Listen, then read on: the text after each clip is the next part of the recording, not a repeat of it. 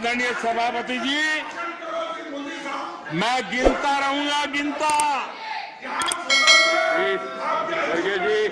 खड़गे जी आपने भी 1 घंटा बोला। You are leader of the opposition, you are leader of the opposition, please understand. You आदरणीय सभापति जी, 1 hour 6 minutes पद्धति नहीं है। आदरणीय सभापति जी, कांग्रेस जब सत्ता में रही, देश का विकास नहीं होने दिया। अब विपक्ष में है तो देश के विकास में बाधा डाल रही है। अब कांग्रेस को नेशन पर भी आपत्ति है, नेशन पर आपत्ति है। यदि नेशन इसकी कल्पना गैर संवैधानिक है तो आपकी पार्टी का नाम इंडियन नेशनल कांग्रेस क्यों रखा गया?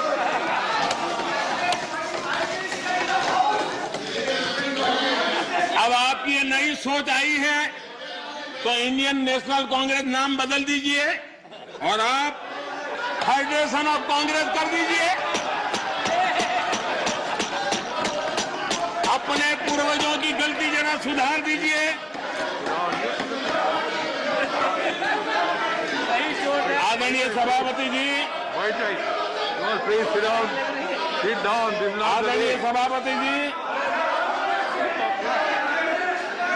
यहाँ पर nothing will go on record without my permission. आदरणीय सभापति जी, Without my permission, nothing will go on record. Any comment? Federalism को लेकर भी कांग्रेस, टीएमसी और लेफ्ट सहित अनेक साथियों ने यहाँ बड़ी बड़ी बातें की। जरूरी भी है क्योंकि ये राज्यों के वरिष्ठ नेताओं का ये सदन है। लेकिन सभी साथियों को आदरणीय सभापति जी,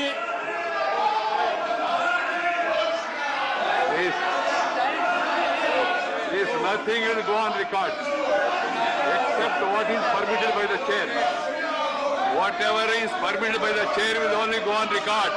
No comment, no noise, no demonstration will go on record. Please, बैठ जाइए।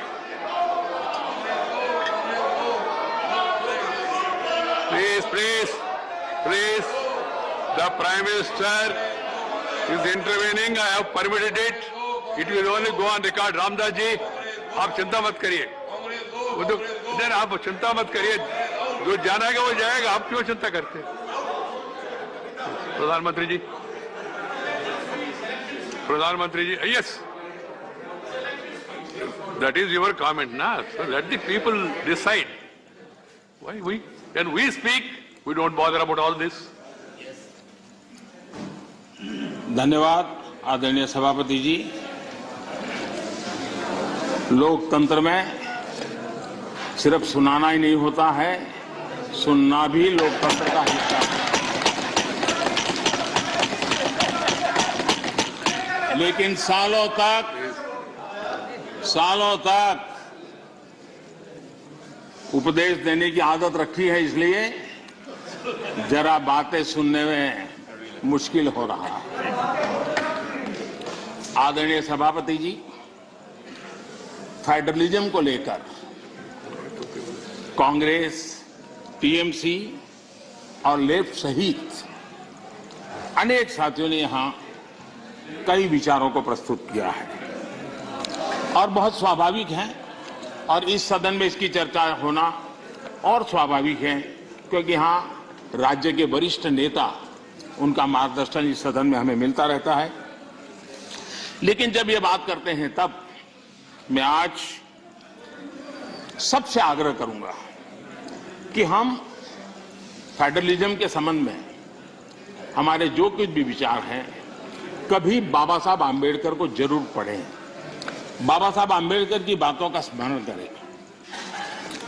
बाबा साहब आम्बेडकर जी ने जो संविधान सभा में कहा था, उसी को मैं कोट कर रहा हूं।